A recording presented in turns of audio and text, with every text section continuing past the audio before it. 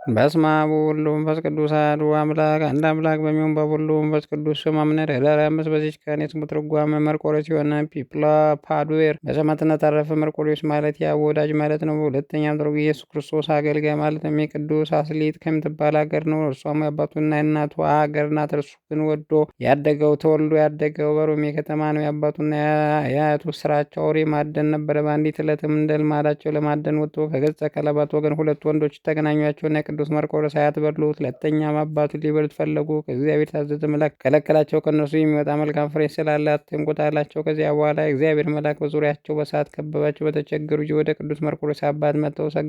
በዚያም ጊዜ እግዚአብሔር ፍጥረታቸው ወደ ገራምነት ለወጠና እንደ በጎች የዋሆች ሆኑ። አብረውትም ወደ መንደር ገቡ። ከዚያ በኋላ ቅዱስ መርቆሬዎስ በተወለደ ጊዜ ስሙ ፓዴር ብለው ጠሩት። ውሻ መልክ አላቸው። በእነርሱ ዘንድ ብዙ ዘመን የሚኖሩ ሆኑ። ከዚያም በኋላ ክርስቲያኖች ሆኑ። የቅዱስ መርቆሬዎስ ወላጆች አስቀድሞ አረማውያን የነበሩና ክርስትና ጥምቀትን ጸጋ በተቀበሉ ጊዜ ቅዱስ መርቆሬዎስ አባት ኖህ ብለው ሰየሙት። እናቱም ታቦት አሏት።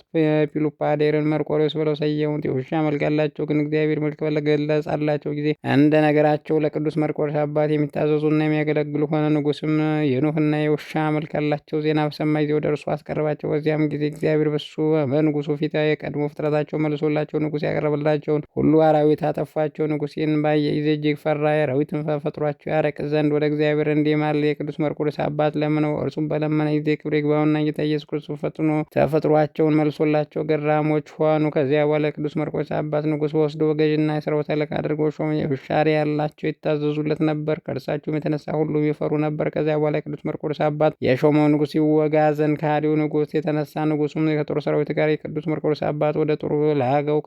ከሃዲው ንጉስ ግን ከእነዚያን ውሻሪ ያላቸው አባብለውና ሸንግለው ወደ እነርሱ ያመጣቸው ዘንድ ወታደሮች ላገ ባመጧቸው ጊዜ ሃይማኖታቸው ይለውጡ ዘንድ አብዝቶ ሸነግላቸው። ባልሰሙት ጊዜ ሊያሰቃያቸው ጀመረ። አንዱ አመልጦ ሸሹ ወደ ጌታው ሄዶ ሁለተኛ በሰማዕትነት ሞተ። ከጦር ሜዳ ቅዱስ መርቆሬዎስ አባት በተመለሰ ጊዜ ሚስቱና ልጆቹ ሊፈለጋቸው ግን አላገኛቸው። ንጉሱ የእሱን ወገኖች ድል እንደሆኑ በሰማ ጊዜ ቅዱስ መርቆሬዎስ አባት መኮንን የሞተ መስሎት ነበርና ቅዱስ መርቆሬዎስ እናት ወስዶ ሊያገባት ፈለገ። ንጉሱ ወታደሮች አንዱ ንጉስ ያሰበውን በጽሞና ነገራት። እሷም ይህንን ወታደር ከሀገር ውስጥ በስውር ያወጣው ዘንድ ለመነችው። ከልጇ ከብፁዕ መርቆሬዎስ ጋር ወጥታ ወደ ሌላ ሀገር ሄደች። ንጉሱ ከእርሱ ሆነው መኮንኑ መርቆሬዎስ አባት ሚስቱን ለማግባት ማሰቡን ይነግሩት ዘንድ ውሻ መልክ ያላቸው ከእርሱ ጋር እንዳሉ የተቆጣም እንደሆነ እንደሚያመጣቸውና ሀገሮቹ ያጠፋሉ ብሎ ይጠረጥራልና ስለዚህ እጅግ ይፈራል። ከዚያ በኋላ ደግሞ በንጉስ ላይ ጦርነት ተነሳ። ቅዱስ መርቆሬዎስ አባት ወደ ጦር ወጣ። በእግዚአብሔር ፈቃድ ይዘውት ማረኩት። ወደ ሮሜ ንጉስ አቀረቡት። ንጉሱም ክርስቲያን ነበርና የተማረከው መኮንን ክርስቲያን መሆኑን ባወቀ ጊዜ አልገደውም፣ በክብር አኖረው እንጂ እጅግም ተወደደውና ከጥቂት ቀኖች በኋላ በመርዶሳውያን ሀገሮች ሁሉ ላይ ገዢ አድርጎ ሾሞ። ክብር ይግባውና በጌታ በኢየሱስ ክርስቶስ ፈቃድ ሚስቱና ልጆቹ መርቆሬዎስ ወዳሉበት ሀገር ደረሰ። ሚስቱ በቤተ ክርስቲያን ደጃፍ ባየችው ጊዜ ባሏ እንደሆነ አወቀችው። እርሱ ግን አላወቃትም። በአንዲት ዕለት እርሱና ጭፍሮቹ ከእንግዲያ ማረፊያ ቤቱ በወጡ ጊዜ ልጇን መርቆሬዎስ ወስዳ ያማሩ ልብሶችና ለብሳ ሂዶ ከመኮንኑ ፈረሱ ላይ እንዲቀመጥ አዘዘችው። እርሱም አባቱ ነው። በተቀመጠ ጊዜ ጭፍሮቹን ይዘው ወደ መኮንኑ ፊት አቀረቡት። መኮንኑም ልጁ እንደሆነ አወቀና በእርሱ ላይ ተቆጣ። አላወቀምና በእርሱ ላይ ተቆጣ። የመርቆሬዎስ እናት መጣ፣ ጌታዬ ሆይ እኛ መጻተኞች ነን፣ አንተ መጻተኛ እንደሆንክ ባወቁ ጊዜ ልጅህ ሆኖ ልጅህ ከአንተ ጋር እንዲሆን አሰብኩ አለችው። እርሱም ጠየቃት፣ እንዴት እንደደረሰችም መረመራት። እርሱም ሚስቱ እንደሆነች ነገረችው። ከዚያን ጊዜ ያወቃት ልጁ መርቆሬዎስ አወቀው። እጅግም ደስ ብሏቸው እግዚአብሔርን አመሰግኑ። ያንን በእንግዳ ማረፊያ ቤት ቤተክርስቲያን አደረጉ። እግዚአብሔርን እያመሰግኑ በአንድነት ኖሩ። ከዚያ በኋላ አባቱና እናቱ በሞቱ ጊዜ ንጉሥ በቅዱስ መርቆሬዎስ ወዞ በአባቱ ፈንታ በመርዶሳውያን ሀገር ላይ ሾመው። ቅዱስ መርቆሬዎስ መኮንኑን በተሾመ ጊዜ ያን ገጸ ከልብ ከእርሱ ጋር ነበረ። ወደ ጦርነትም አብሮት የሚወጣ ሆነ። ለመዋጋት በሚሻ ጊዜ ቅዱስ አራዊት የሆነ የተፈጥሮውን እግዚአብሔር ይመልስለት ነበር። ማንም ሊቆም የሚችል የለም። ለቅዱስ መርቆሬዎስ ታላቅ ድል አድራጊነት ኃይልም ተሰጥቶ ዜናው በሁሉ ቦታ ተሰማ። ቤተ መንግስትም ሰዎች ከፍ ከፍ አለ። እንዲህም ሆነ ያን ጊዜ በዚያ ወራት በሮሚ ሀገር ጣዖት የሚያመልክ ዳኪዎስ የሚባል ንጉሥ አለ። ጠላቶቹ የበርበር ሰዎች ተነሱበት። እርሱም ከእርሳቸው ጋር ይዋጋ ሰራዊቱን አሰብስቦ ወጣ። እርሱ ግን እንደ ባህር አሸዋ ብዙ ነበር። ብዛታቸውን ባየ ጊዜ ደንግጦ እጅግ ፈራ። ቅዱስ መርቆሬዎስ እግዚአብሔር ያጠፋቸው ዘንድ በእጃቸው አሳልፎ ሊሰጣቸው አለውና አትፍሩ አለው። ከዚያ በኋላ ቅዱስ መርቆሬዎስ የእግዚአብሔር መልክ በመላክ በውጊያ ውስጥ ያየው የተሳለ ሰይፍ በእጁ ውስጥ አለ። ያችንም ሰይፍ ሰጠውና እንዲህ አለው፣ ጠላቶችን ባደረግ ጊዜ ፈጣሪን እግዚአብሔርን አስበው። ጠላቶች ድል አድርጎ በሰላም ተመለሰ። መልአኩም ዳግመኛ ተገልጦለትም ፈጣሪን እግዚአብሔርን ስም መጥራት ረሳህ አለው። ጦርነቱ ከፈጸመ በኋላ ንጉሥ ዳኪዎስ ለጣዖት ዕጣን በማሳረግ በዓል ሊያደርግ ወደ ቅዱስ መርቆሬዎስ ለበዓል ማክበር አብሮት ላልወጣም ወደ ቤቱ ሄደ እንጂ። ሰዎችም ቅዱስ መርቆሬዎስ እንዳልመጣና ዕጣን ማሳረግ እንዳልተባበረ አስረዱት። በዚያን ጊዜ ቅዱስ መልክተኞቹ የንጉሱ መልክተኞቹ ልኮ ቅዱስ መርቆሬዎስ ወደ እርሱ አስመጣው። በመዘግየቱ አድንቆ ለአማልክት ዕጣን ለማሳረግ ከኔ ጋር ያልመጣው የኔ ፍቅር እንዴት ተውሃል? በዚያን ጊዜ ትልቁ ትጥቁንና ልብሱን ወረወረለትና ንጉሥ እንዲህ አለው፣ እኔ ክብር ግባውና በጌታ በኢየሱስ ክርስቶስ አልክደውም፣ ለረከሱ ጣዖት አልሰግድም። ንጉሥ ዳኪዎስ ይህን በሰማ ጊዜ እጅግ ተቆጣ። እርጥብ በሆነ የሽመል በትሮችም እንዲደበድቡ ታዘዘ። ሁለተኛም ከላይ ቆዳ በተሰራ ጅራፍ ይገርፉት ዘንድ አዘዘ። ንጉሡ እንዳዘዘውን ሁሉ አደረጉ። በዚያን ጊዜ የአገሩ ሰዎች ስለ ቅዱስ መርቆሬዎስ እንዳይነሱበት ፈርቶ የቀጵዶቅያን እስያን ክፍል ወደ ሆነች ወደ ቄሳሪያ በብረት ማሰሪያ አስሮ ላከው። በዚያ እንዲያሰቃዩት ታዘዘ። ካሰቃዩት በኋላ ንጉሥ ዳኪዎስ እንዳዘዘው ራሱን በሰይፍ ይቆርጡትና ተገድሎም ፈጽሞ መንግሥተ ሰማያት የሕይወት አክሊል ተቀበለ። የማይጠፋ ሰማያዊ አክሊልም ተቀናጅቶ ወደ ዘላለም ሕይወት ከገባ በኋላ በዓለም ሁሉ አብያተ ክርስቲያን ታነጹለት። እግዚአብሔር ታላቅ የሆኑ ድንቆች ታምራት በውስጣቸው ገለጠ። ከታምራቱ አንዲት ኦልያኖስ በነገሰ ጊዜ ክብር ይግባውና ጌታ ኢየሱስ ክርስቶስ ካደ። በዚያን ጊዜ ወራት ቅዱስ ባሲሎስ የቂሳሪያ ሊቀ ጳጳስ ነበረ። ታምራቱን በጻፉ መጽሐፉ እንደተጻፈ መምናን በጽሑ ስቃይ ኦልያኖስ ባሰቃየ ጊዜ መክሮ አስተምሮ በከሰቱ የመለሰው ዘንድ ቅዱስ ባሲሎስ ወደ እርሱ መጣ። ኦልያኖስም ቅዱስ ባሲሎስ ባየው ጊዜ ክብር ይግባውና ጌታ ሰደበ። ቅዱስ ባሲሎስ አሰረው። በዚያም በእስር ቤቱ የቅዱስ መርቆሬዎስ ስላይቶ በፊቱ ቅዱስ ባሲሎስ ጸለየ። ስሉም ከቦታው ታጣያን ጊዜ ወደ ኦልያኖስ ሂዱ እና በጦር ወግቶ ገደለው። ወዲያውንም ወደ ቦታ ተመለሰ።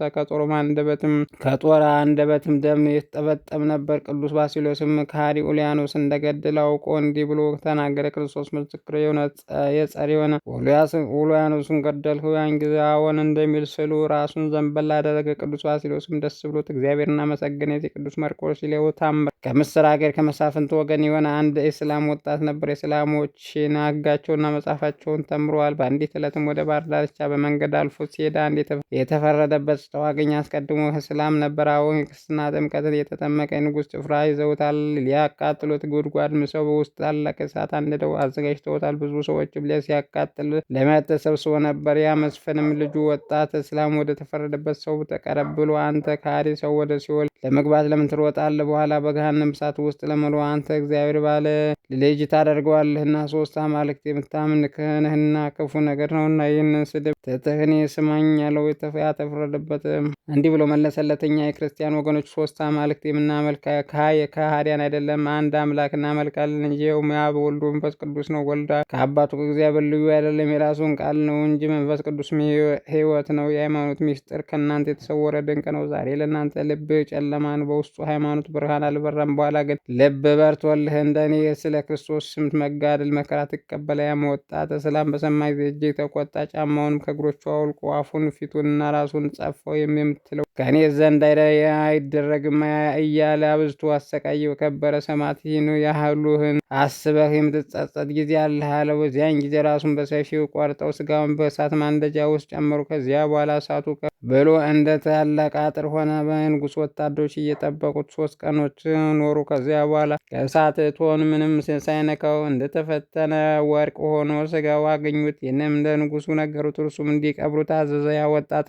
እስላም ግን እያዘነ ወደ ቤቱ ገባ። እርሱ ክርስቲያን እንደሚሆን ስለተናገረው ከሐዘኑ ብዛት የተነሳ የማይበላና የመጠጣ ሆነ። እናቱና ወንድሞች ወደ እርሱ ተሰብስበው የማትበላ የማትጠጣ ባንተ ላይ የደረሰ ምንድን ነው አሉት። ከግባና ለጌታ ኢየሱስ ክርስቶስ ምስክር የሆነ የተናገረው ነገራቸው። እርሱም አሳች የተናገረውን ተው፣ በልብ አታስበው እያሉ አጽናኑት። እርሱ ግን ከቶ ምንም አልተጽናናም። በዚያ ወራት ወደ ሐሰተኞች ነቢያቸው መቃብር በመሄድ በሚሹ ሰዎች አይቶ ከሳቸው ጋር መሄድ እፈልጋለሁ ብሎ ለአባቱ ነገረው። አባቱ እጅግ ደስ ብሎት የሚበቃውን ያህል የወርቅ ዲናር ሰጠው። ለወዳጁ አደራ ብሎ ሰጠውና አብሮት ሄደ።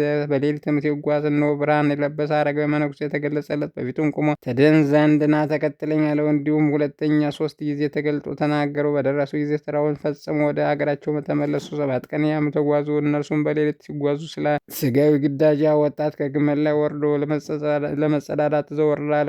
ባልንጀሮቹ በበረሃ ውስጥ ትተውት ሄዱ። ከእሳቸው ጋር የሚጓዝ መስሏቸው በተነሳም ጊዜ ተቅበዘበዘ። ወዴት እንደሚሄድ አላወቀምና አራዊትም እንዳይበሉት ፈርቶ ደነገጠ። በዚያን ጊዜ በምስር ሀገር በአባቱ ቤት አቅራቢያ ያለች የሰማዕቱ የቅዱስ መርቆሬዎስ ቤተክርስቲያን አስታውሶ በልቡ እንዲህ አለ።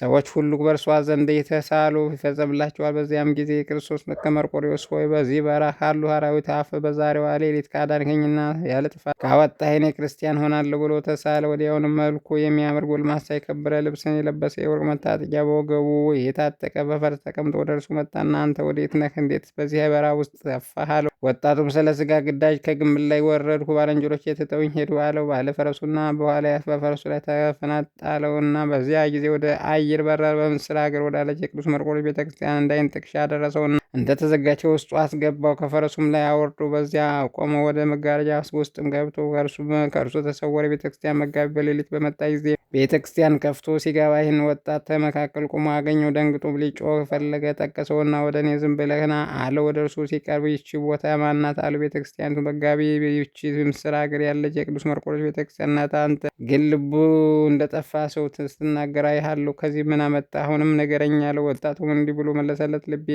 እንዴት አይጥፋ? እኔ በዛሬው ሌሊት በእገሌ በረሃ ሳለሁ በረስት ላይ የተቀመጠ ሰው ተገለጠልኝና በኋላው ከፈረሱ አፈናጣኝ ከዚህም አድርሶ ተወኛሉ። መጋቢ ያዚያችና በራስን በሰማይ ጊዜ ያደነቀ እንዲህም አለው። ልብህ ጠፍቷል ማለት የመልካም የተናገሩ አይደለም፣ የምትናገሩ አታውቅምና የዚህ በረሃ መጠኑ ያ 2 ቀን ጉዞ የሚያስጉዝ ስለሆነ በእርግጥ ያንተ ወንበዴ ነህ። የቅዱስ ሰማዕት መርቆሬዎስ ኃይል ያለ ገመድ አስሯል። እርሱ የዚህን ዓለም ክብር ቆይተው ክብር ይግባውና ስለ ክርስቶስ ስም ከሃዲዎች ጽኑ ስቃይ አስተቃይተው የገደሉ ክርስቶስ በመንግስቱ ውስጥ የተቀበለው በቦታዎች ሁሉ አብያተ ክርስቲያን የታነጹት በውስጣቸው እግዚአብሔር ያመሰግኑታል። እርሱ መርቆሬዎስ ለተማጸነበት ሁሉ ይማልዳልና ድንቆች የሆኑ ታላቅ ታምራት ያደርጋልና። ያወጣት መጋቢ መልኩ እንዴት ነው? ምን ይመስላል አለው። መጋቢው አካሉ አንተ ይመስላል አለው። ይህንን ብሎት ወደ ስሉ ወስዶ ገልጦ አሳየ። ወጣቱ በገሌ በረሃ የታየ በእውነት ይህ ነው። በፍሮስ አፈናጦ ወደዚህ ያደረሰ ይህ ነው። እነሆ ታላቅ በወገቡ ታጥቋል። በወገቡ ኋላ የህይወት የወርቅ መታጠቂያ ይህች ናት። ስማኝ ልንገርህ፣ እኔ በዚህ ሀገር የምኖር አባቴ ስሙ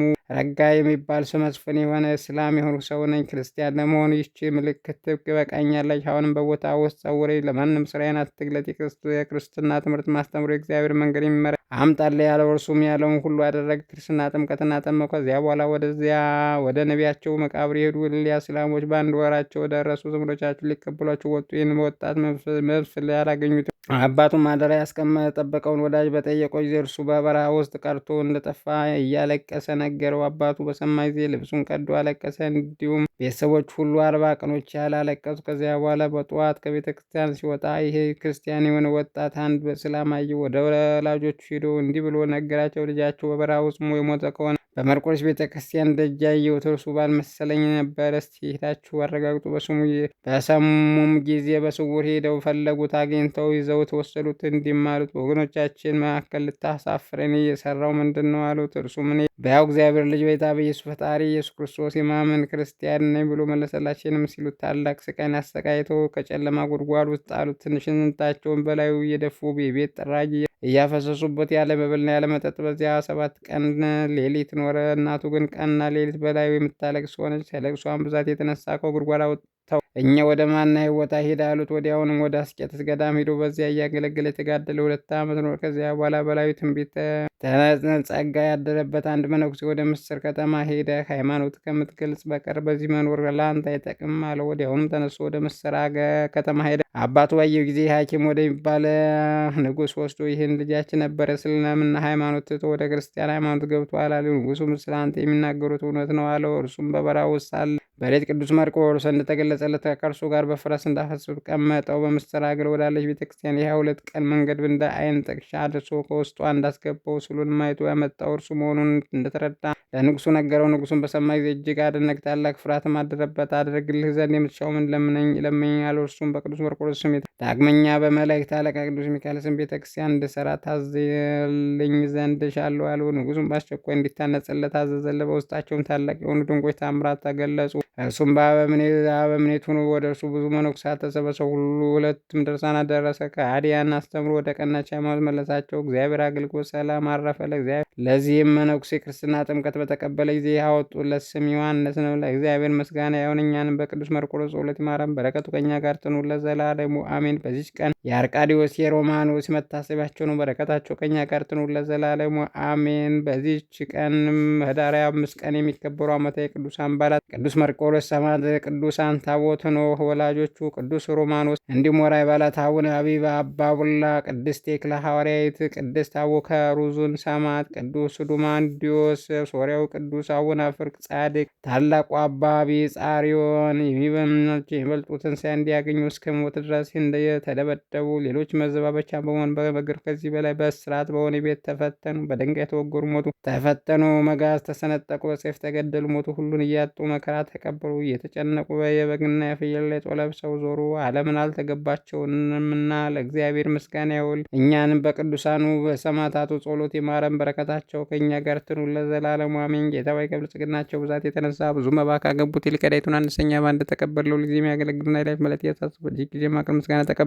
እናንተ ቅዱሳን ነቢያት፣ የወንጌል ሰባኪያን ሐዋርያት፣ ሰማዕታት፣ ጻድቃን፣ ትጉሃን መላእክት፣ ፍጹማን ደናግል እንዲሁም ደጋጎች መነኮሳት ልጆች ሳይል የምንሰበሰብበትን የጉባኤ ቦታ ባርኩ። መጽሐፍ ወረቀት አዘጋጅቶ ብራና ዳምጦ የጻፈውን ያጻፈውን ከግዕዝ ወደ አማርኛ ተረጎመው ቃል ንባውን በእርጋታ መንፈስና በተመስጦ ሕሊና ያዳመጠውን በደለኛ ሁሉ የምታስምር ጌታ እናቱ በማርያም ጸሎት ኢየሱስ ክርስቶስ በአንድነት ይማረን። ኢየሱስ ክርስቶስ በአንድነት ይማረን። ኢየሱስ ክርስቶስ በአንድነት ይማረን ለዘላለሙ አሜን።